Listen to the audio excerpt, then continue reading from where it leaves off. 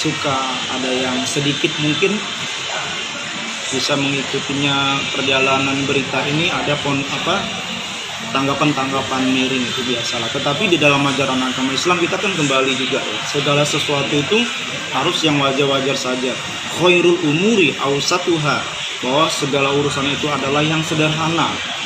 Nah, konon kalau kita melihat dari jawaban semua masyarakat netizen, terutama masyarakat Indonesia, itu ada sedikit yang agak berlebih gitu ya. Kenapa masyarakat bisa melakukan komentar ini? Karena banyak yang sesuatu yang mungkin agak sedikit di luar jalur gitu ya. Kalau misalnya masih hamil atau janin kalau bisa itu ditutupi, jangan dulu digembor-gembor, itu juga kurang bagus. Karena tadi kan ada unsur sesuatu yang kurang layak lah gitu. Sebenarnya itu mungkin ya banyak lah, kalau masalah keguguran mungkin faktor kecapean juga bisa. Tapi kalau di dalam ajaran agama itu secara fikih itu tidak boleh segala sesuatu itu yang terlalu digembor-gemborkan. Nah, apalagi kan masyarakat Indonesia ini kan kita masyarakat ketimuran nih. Jadi ada pemali, ada ini. Jadi banyak segala sesuatu itu kita harus punya etika. Ada kita tuh orang-orang Indonesia itu kan orang-orang yang punya beribu atau berjuta-juta aturan norma yang kita tegakkan secara adat yang berlaku di negara kita. Kurang pas aja gitu. Oh bagus, berbagi kebahagiaan tetapi pada porsinya. Misalnya dengan sesuatu yang bisa menginspirasi masyarakat.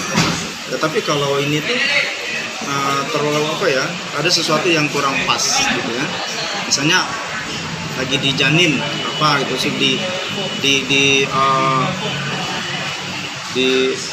lalu dipublis gitu ya. Gitu. Sekali memang betul, apalagi kita sudah dikenal menjadi public figure, dutaan umat ya di dunia ini. Kita harus lebih berhati-hati, ini untuk pelajaran bagi kita semua ya. Jadi memang di dalam ajaran fikih ajaran agama kita tuh sudah ada porsinya.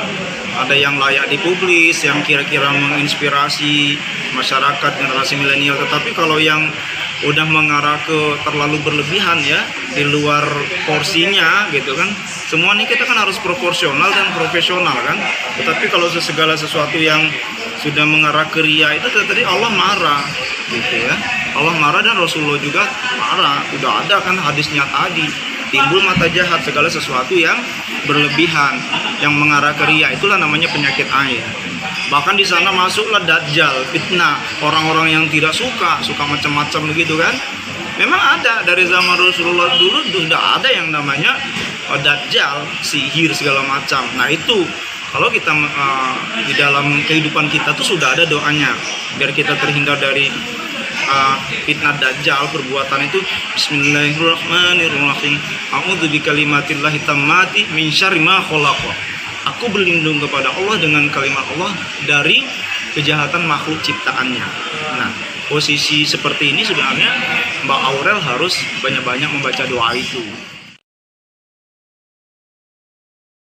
Saya akan menghubungkan dengan pengalaman pribadi saya. Kami juga pernah mengalami keguguran, nggak apa-apa ya.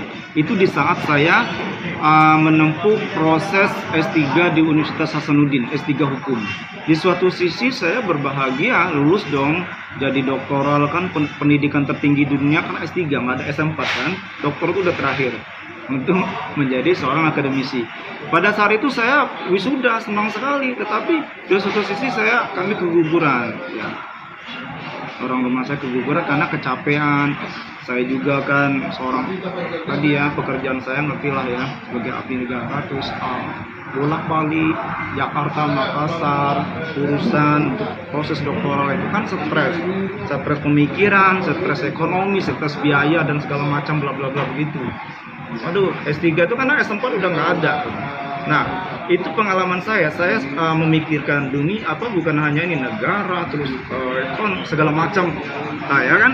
Nah, di sini mungkin ya saudara kita Aurel kami juga mengalami namanya keguguran dan harus bersabar. Kita menutupin kekurangan kita tetap maksudnya kalau dari sisi beban ya mungkin saya lebih menderita ya, karena saya beban pekerjaan ya. Itu harus istiqomah, tetap bersabar ya. Innallaha ma'as sabirin. Sesungguhnya Allah itu beserta orang-orang yang sabar. Tetap pasti kita butuh obat nih. Berobat kan, dimana yang kejadian apa, tetap berobat, konsul secara rutin dan banyak-banyak berdoa. Selaku kita umat Islam itu kan harus dikatakan beriman apabila dia percaya kepada ketentuan Allah, dan ini kan sudah ketentuan Allah dong.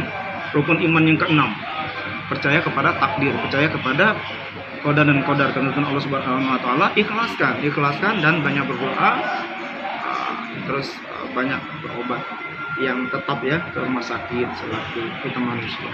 Tipnya gitu, kita berdoa buat saudara kita ini, Mbak Aurel dan Mbak Atta, Mas Atta Halilintar.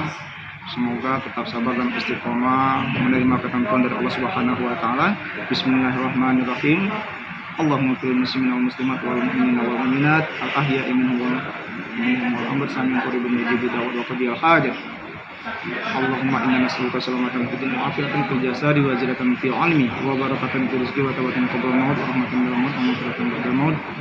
Allahumma hawwin 'alaina fi sakaratil maut wa najatan minan nar wa afwa 'inda hisab. Rabbana la tuzigh qulubana ba'da idh hadaytana wa hab lana min ladunka rahmatan innaka antal wahhab. Rabbana atina fid dunya hasanah wa fil akhirati hasanah wa qina adzabannar walhamdulillahi rabbil alamin.